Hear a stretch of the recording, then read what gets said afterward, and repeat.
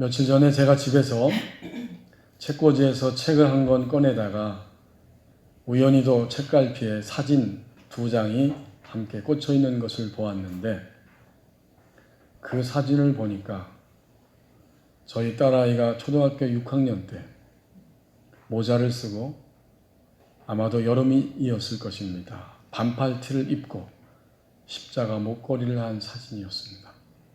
또 한 장의 사진을 보니까 저희 아들이 합기도 도복을 입고 파란 띠를 띠고 그 마당에 덩그러니 천연덕스럽게 앉아서 미소 짓고 있는 사진이었습니다.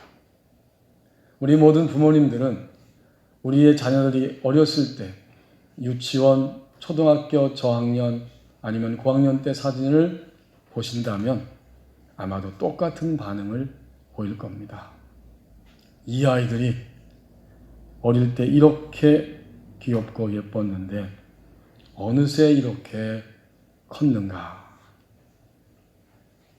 아이들은 성장합니다. 그리고 점점 자라면서 자기의 성장 과정의 모습을 찾고 가야 할 방향을 향해 가고 있습니다. 우리 가운데 찾아오신, 분명히 역사, 시간, 공간 안으로 찾아오신 아기 예수님은 어떠하셨을까요? 똑같이 갓난아이로 태어나셨고, 그분은 청소년기를 거치면서 성장하고 성장하셔서 마침내 사람됨이 무엇인지를 보여주는 그 시점에 이르게 됩니다. 아기 예수님이 가정에서 있다가 드디어 공적인 하나님 나라의 구원 역사를 위해서 집을 떠나서 공적인 일의 사역을 위해 나서게 되었을 때, 그때 아기였던 예수님이 공적 임무를 부여받고 첫걸음을 시작할 때 나이가 30세쯤 되었다. 이렇게 앞에 누가복음 3장에서 23절에서 잘 기록해주고 있습니다. 예수께서 가르치심을 시작하실 때에 30세쯤 되시니라. 30살 정도 되셔서 이제는 공적인 일을 위해 움직이고 그 길을 향해 가신 것입니다. 오늘 우리에게 주신 본문 1절 말씀을 보십시오. 세례받음과 세례받지 않음으로 나누어집니다.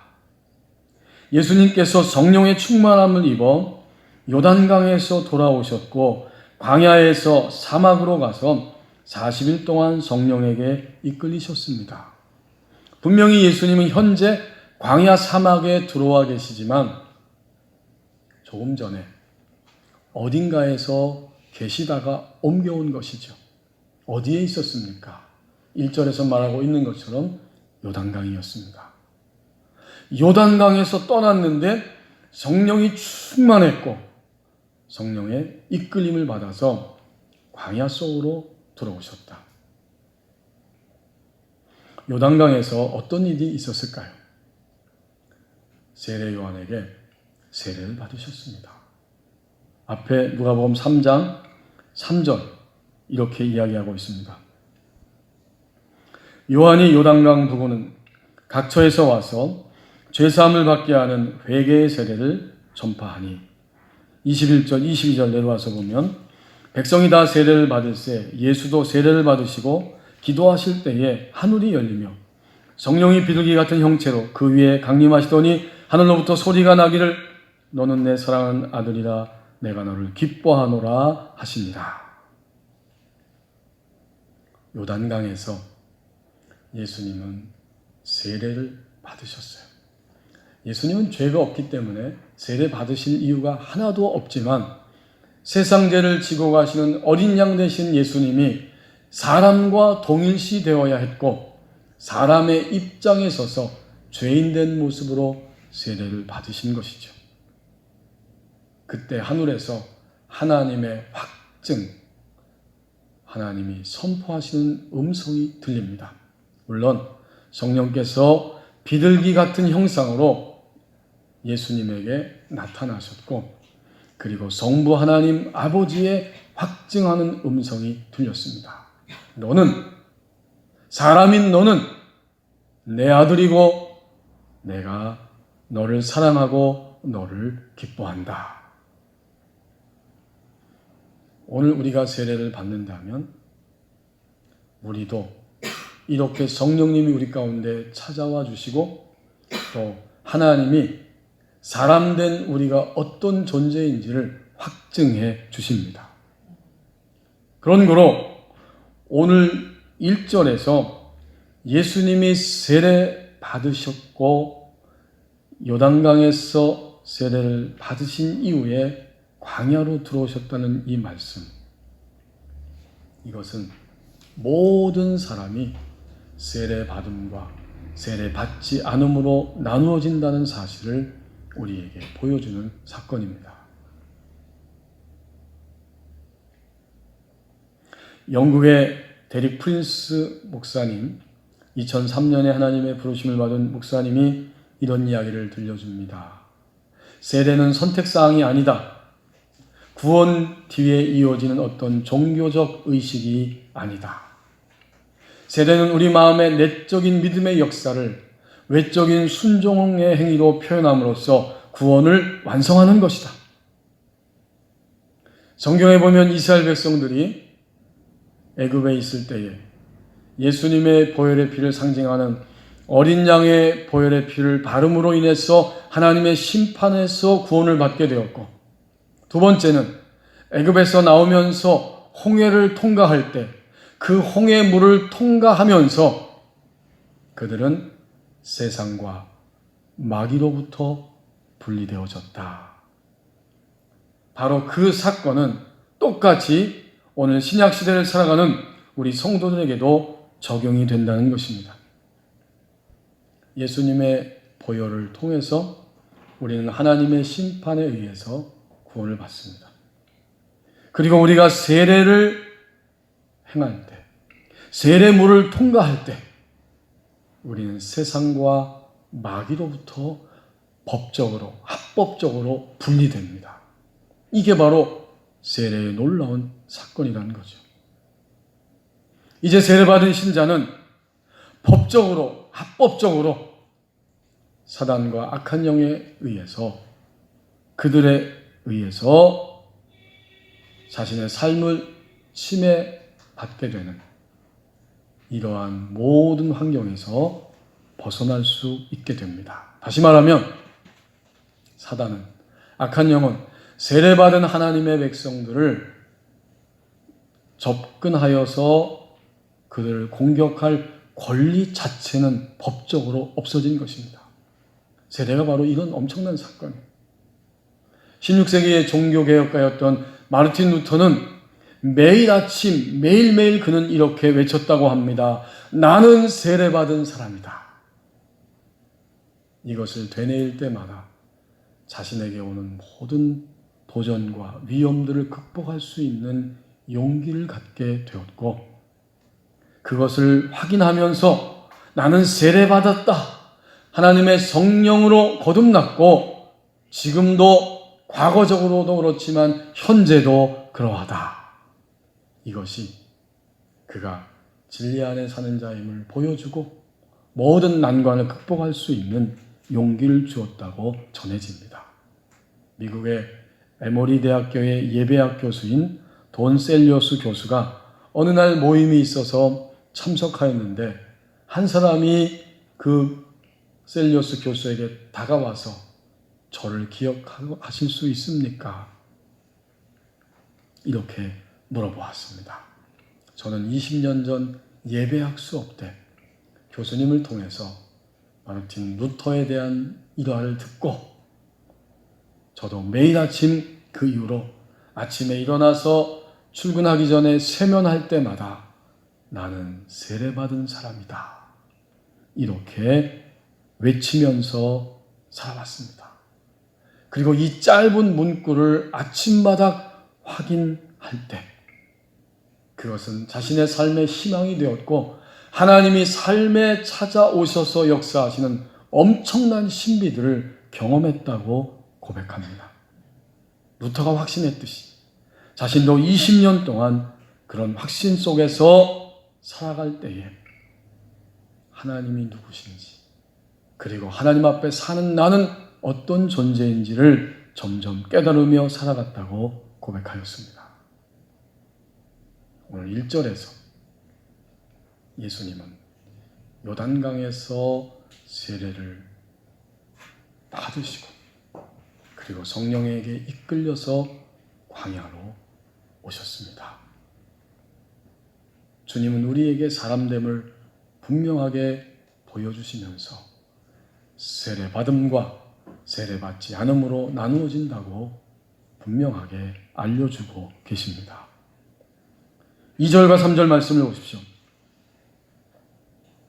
시험을 통과하며 가는 존재라고 말씀합니다.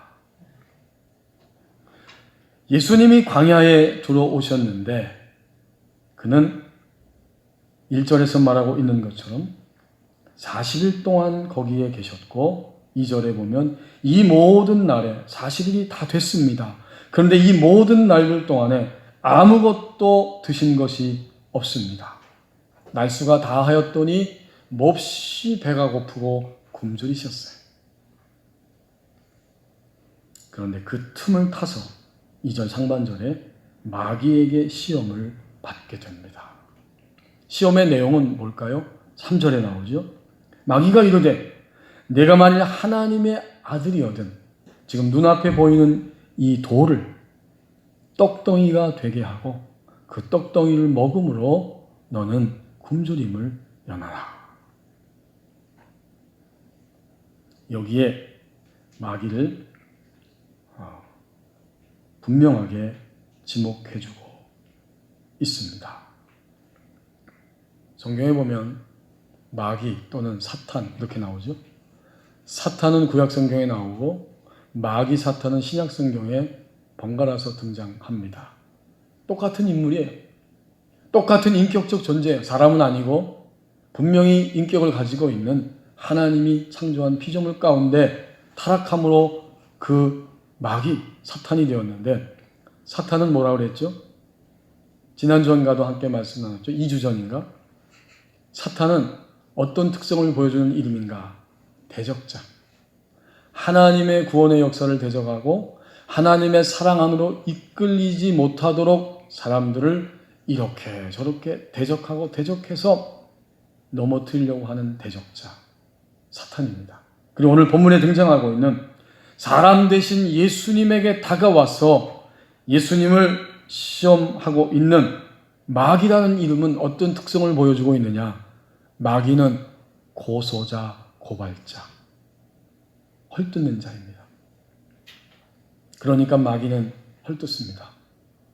너 하나님의 아들이라며 너 그렇게 굶주리고 있을 필요가 뭐가 있어? 당장에 저 돌을 떡으로 만들 수 있잖아. 그런 능력이 너에게 있잖아. 이렇게 부추기고 헐뜯고 고발하는 거예요. 너 하나님 아들이라며. 너가 교회에서 직분자라며.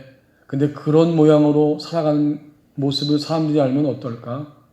너는 자격이 없어. 라고 신자를 헐뜯고 고소하고 고발하는 자, 바로 마귀입니다.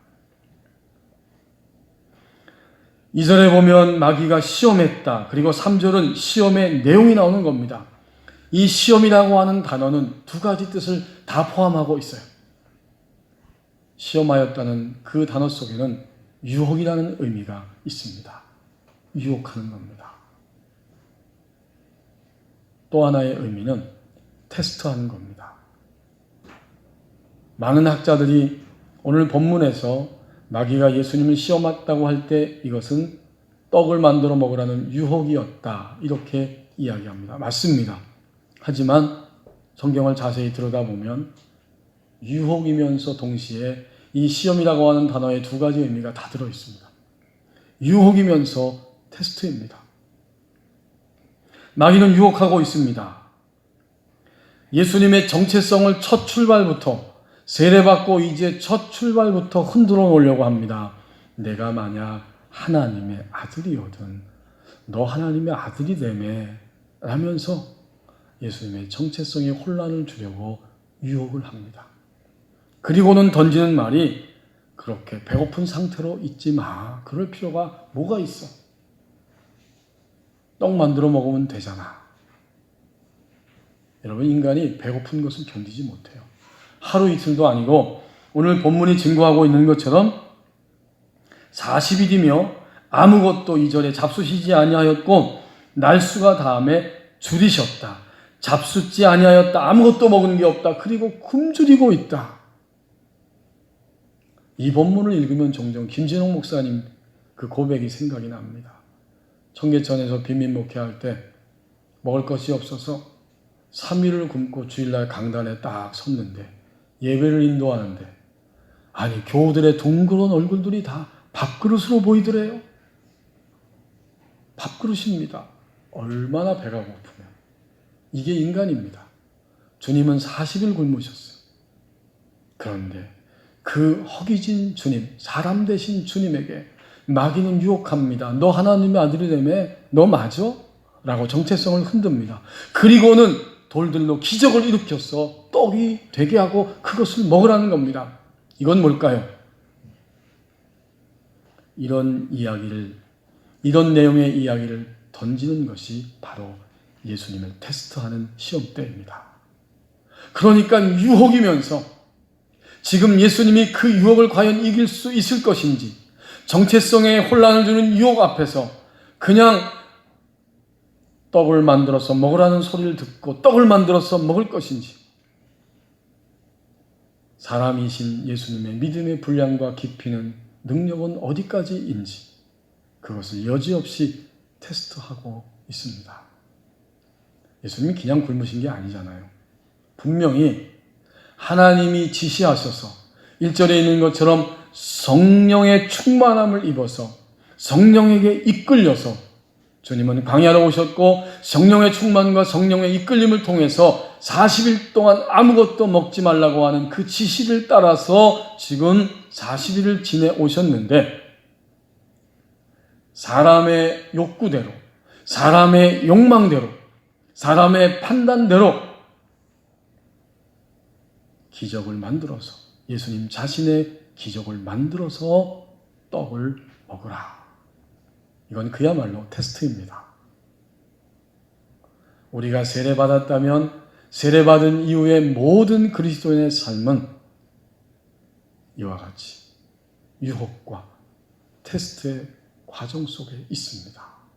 하지만 이것은 통과해야만 하는 현실입니다. 오늘 사람 예수님께서 유혹과 테스트를 통과해 가시는 것처럼 우리가 주님을 믿고 세례받음으로 하나님의 확증을 받은 이후의 모든 삶, 거기에 다가오는 시험들은 다 통과할 만한 것들이고 통과해야만 하는 것이고 통과할 수 있는 것들입니다. 정말 우리는 통과할 수 있는 것, 통과해야 하는 것들을 만나고 있는 거예요.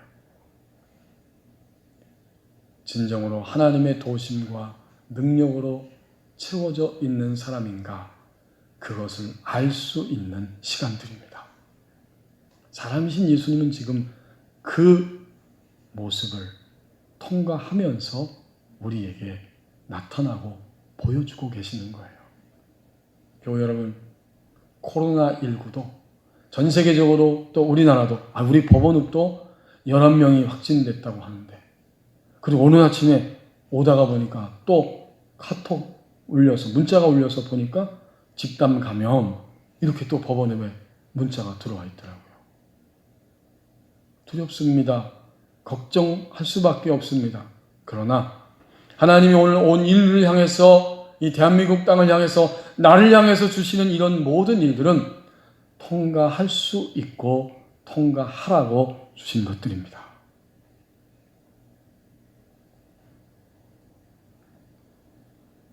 (2014년에) 형수님에게 전화를 받았는데 형수님이 울먹울먹 하면서 애통의 마음으로 목소리를 통해서 알려주기를 그동안 만성적인 우울증과 편집증으로 고생하던 형님이 그만 견디지 못하고 자살했다는 이야기를 들려주었습니다. 물론 제 얘기가 아닙니다. 바로 종종 함께 나누었던 미국의 건축 설계 회사 티마스 하영록 회장님의 이야기입니다. 그 소식을 듣는 순간 너무나 애통스럽고 안타까웠습니다. 할 말을 잃어버렸습니다. 이제 장례식을 다 마치고 그 회사는 매년 6월 달이 되면 연례 행사를 갖는데 6월에 직원들을 초청해서 가까운 직원들이 아니라 가까운 고객들을 초청해서 함께 음식을 나누고 또 서로 격려하는 이런 특별 행사를 매년 가졌다고 합니다.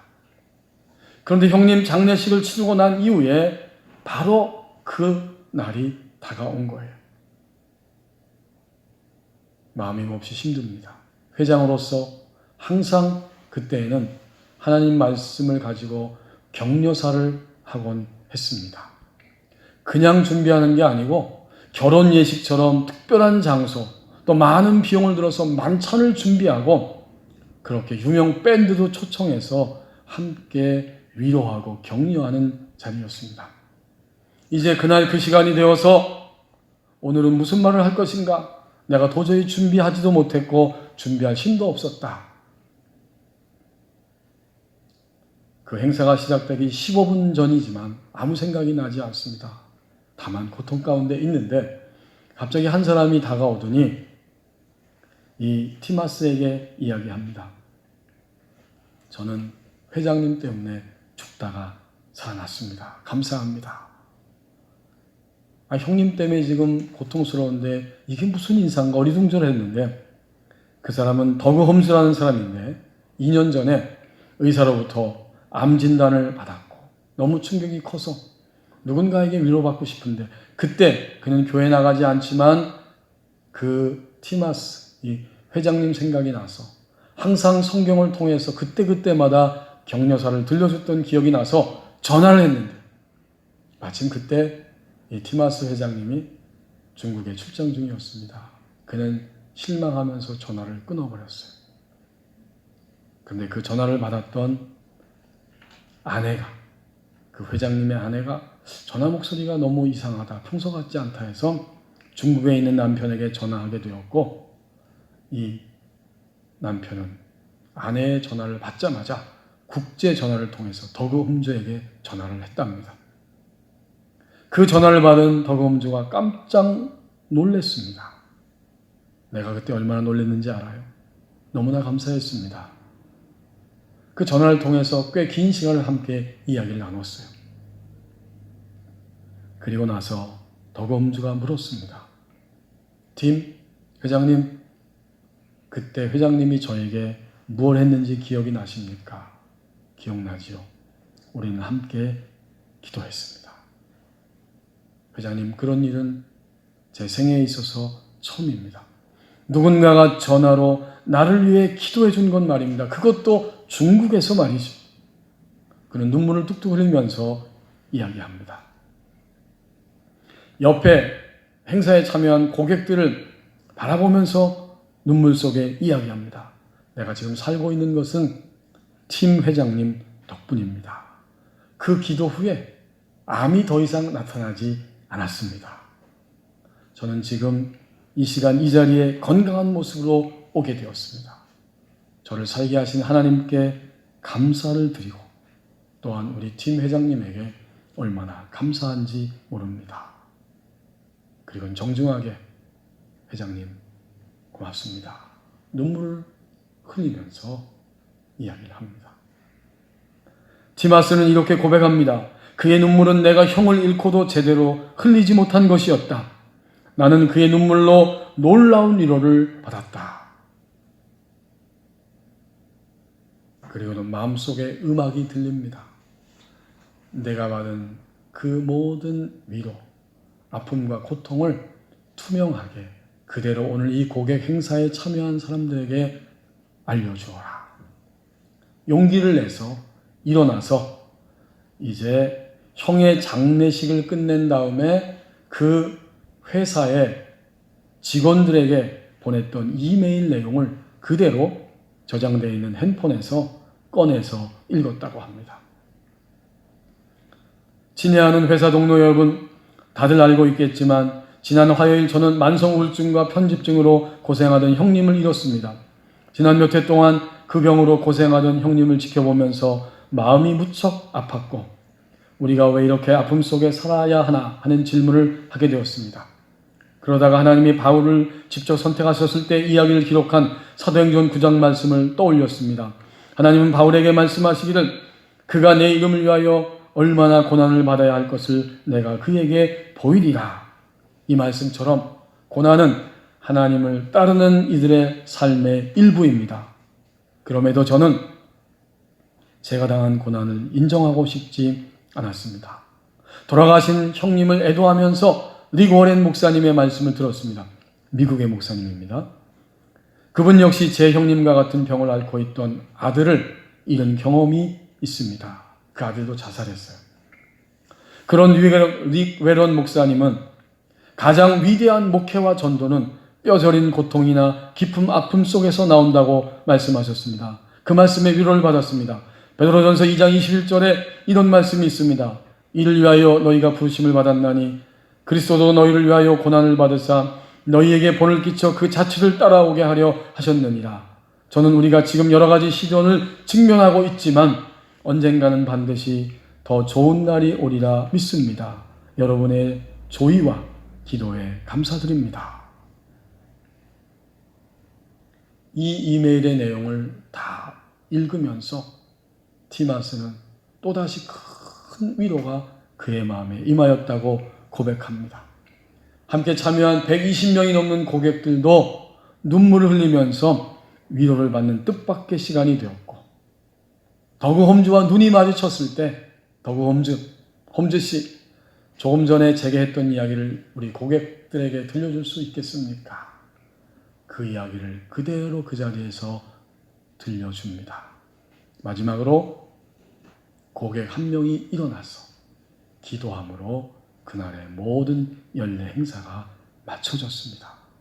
그리고 눈을 떠서 보니까 그 자리에 참여한 모든 사람들의 눈시울이 벌겋게 뜨거워져 있었다는 사실을 발견하게 되었습니다. 그렇습니다. 우리는 예측할 수 없는 또 감당할 수 없는 일들이 우리 가운데 오는 것을 너무나 자주 경험합니다. 그것은 시험입니다. 우리 예수님도 오늘 2절과 3절 말씀에서 유혹받으셨고 테스트 받으셨습니다. 도대체 언제까지 어느 지경까지 내가 어느 바닥까지 내려가야 나의 삶이 새로워질 수 있겠는가? 이 고통과 아픔 속에 우리의 삶을 걸어가고 있습니다. 아마도 2020년 한 해 동안 여전히 이 시험 여기에 처해 있는 우리 법원님께 교우들도 지금도 계실 것이고 아니 계십니다. 그런데 이것은 통과할 만한 것이고 통과하라고 우리에게 주신 것입니다. 티마스와 고객들과 더그홈즈와 직원들과 모두 함께 그 시험거리들 속에서 위로하고 격려하며 마침내 통과하였습니다. 우리 예수님도 성령이 충만하셔서 성령에게 이끌리시면서 마귀의 시험을 지금 통과하고 계십니다. 여러분, 성령의 충만을 어떤 분들은 오해하고 불편해하기도 합니다. 뭔가 나에게 뒤집어 씌워져서 내가 갑자기 이상한 사람이 되는 것처럼 그렇게 성령 충만을 오해하고 있습니다. 성령의 충만은 나 자신의 견해의 충만이 아니고 성령 충만은 어떤 세상의 교양과 문화의 충만이 아니고 성령 충만은 바로 성령님의 지시와 인도를 따라가는 삶이 되는 것이 성령의 충만입니다. 그 그래서 성령 충만을 설명하고 보여주시면서 예수님은 40일 동안 성령에 이끌리셨다. 그렇군요. 성령님의 지시와 인도를 구하고 알아듣고 성령에게 이끌리고 이끌려가는 것, 이게 바로 성령 충만입니다.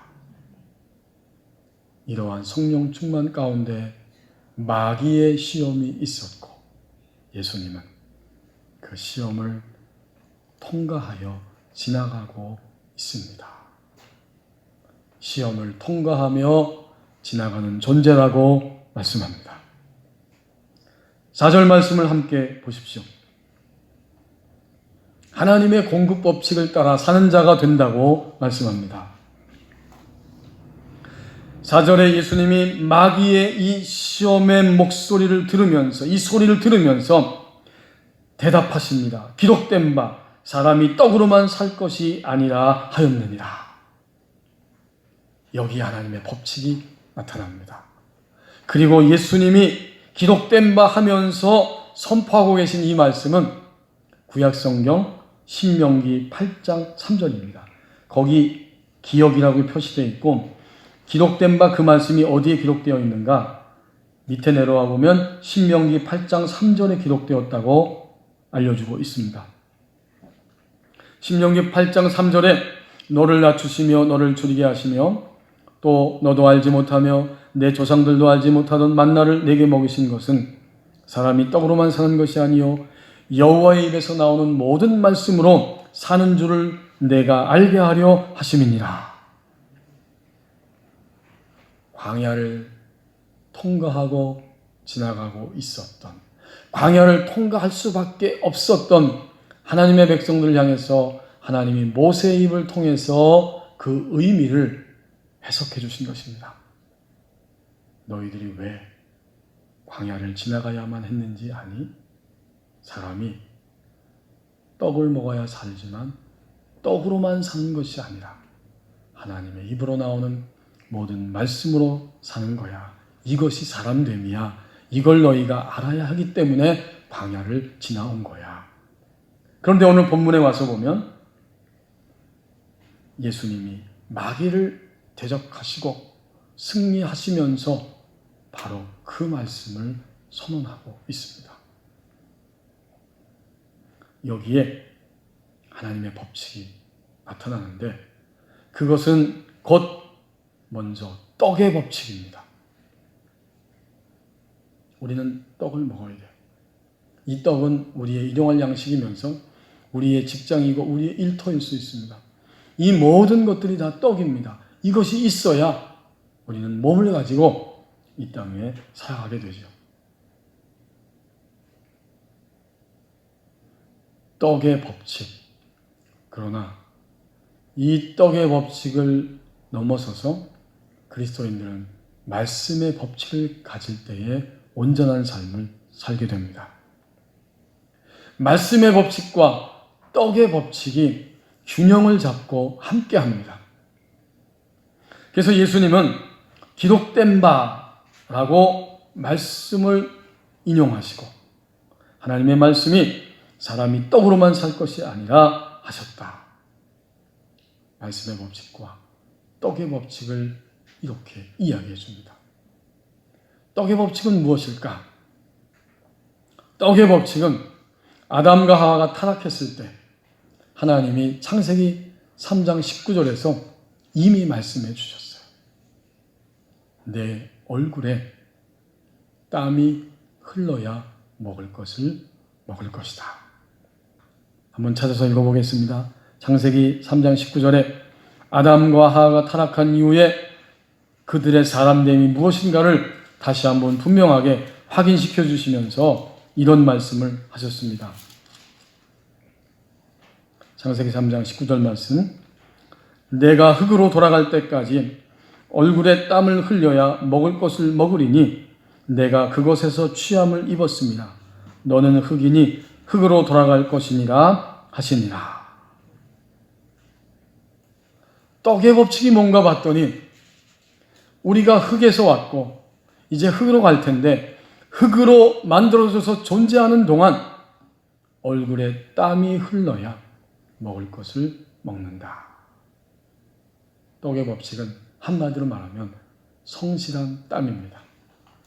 하나님이 주신 우리 해 아래 터전 안에서 내가 흘려야 할 그 땀을 흘리면서 손에 먹을 것을 얻게 하시는 주님의 은총을 경험합니다. 이것은 믿지 않는 자들에게도 누구에게나 해당되는 보편적인 법칙이에요. 사람인 이상 얼굴에 땀이 흘러야 먹을 것을 먹는다. 그런데 주님은 분명히 떡의 법칙만이 아니에요. 떡을 부정하지 않죠. 떡으로만이 아니에요. 하나님의 입으로 나오는 말씀으로 살 것이다. 말씀의 법칙을 이야기합니다.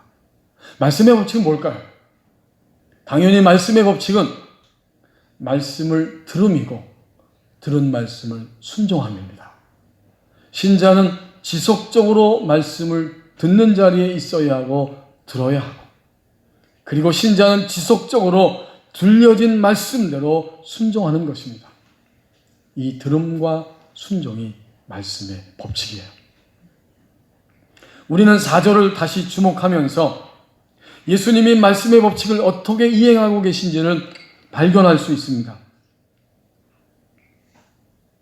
마귀가 가장 치명적인 순간에 돌들로 떡이 되게 해서 먹으라고 시험했을 때, 유혹하고 테스트할 때, 그때 예수님은 어떻게 했어요?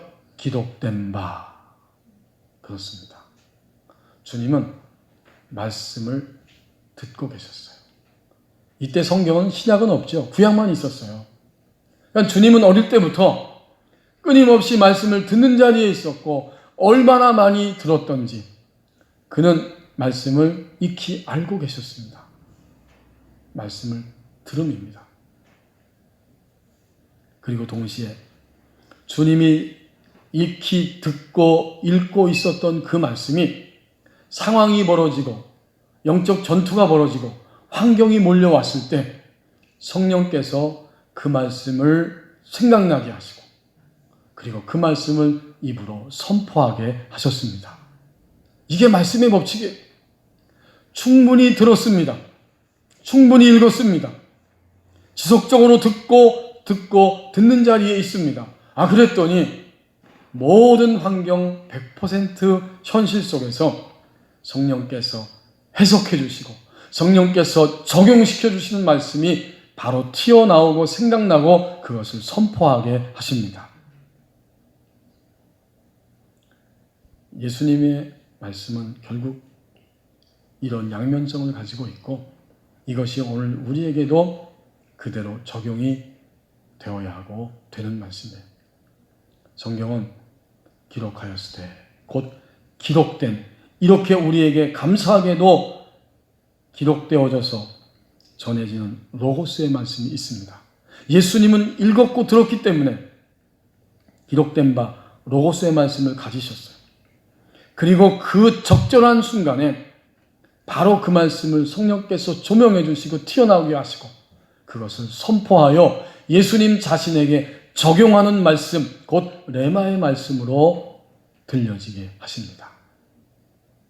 성경은 항상 이 양면성을 가지고 있어요. 기록된 말씀, 그걸 로고스라고 그래요.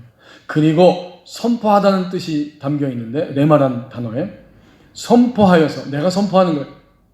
아니야, 이건 마귀의 음성이고, 아니야, 이것은 내 자신의 생각이고, 하나님 말씀은 이거야 라고 선포하여서 내게 적용되어 들려지는 말씀, 이것은 바로 레마의 말씀입니다. 말씀의 법칙은 이렇게 로고스에 기록된 말씀과 나의 환경 속에 실제로 적용되어서 내가 확신하고 선포하면서 나에게 적용되는 바로 그 말씀, 레마의 말씀이 있습니다. 이 말씀의 법칙을 따라서 우리는 살아가고, 말씀의 법칙을 따라 살아가면서 떡의 법칙을 능히 다스리며 살아갑니다. 그때 우리는 떡의 법칙과 말씀의 법칙이 균형을 이루게 됩니다. 떡으로 인하여서 절망하거나 좌절하지 않고 타락하지 않습니다. 이 세 마디가 굉장히 중요하죠. 떡으로 인해서 사람들은 절망하고 좌절합니다. 떡으로 인해서 가진 자도 못 가진 자도 떡 때문에 타락합니다. 떡의 법칙만 가지고 살면, 말씀의 법칙을 가지고 살면 그의 내면이, 그의 속사람이 충분히 건강해지면서 말씀의 법칙으로 떡의 법칙을 충분히 다스리면서 균형을 잃지 않고 주의 평안과 능력 가운데 살아갑니다. 오늘 4절에서 예수님은 단지 떡의 법칙으로 시험하고 있는 마귀를 향해서 말씀의 법칙으로 다스리고 계심을 우리에게 넉넉하게 보여주고 있습니다. 하나님의 공급 법칙은 떡의 법칙과 말씀의 법칙입니다.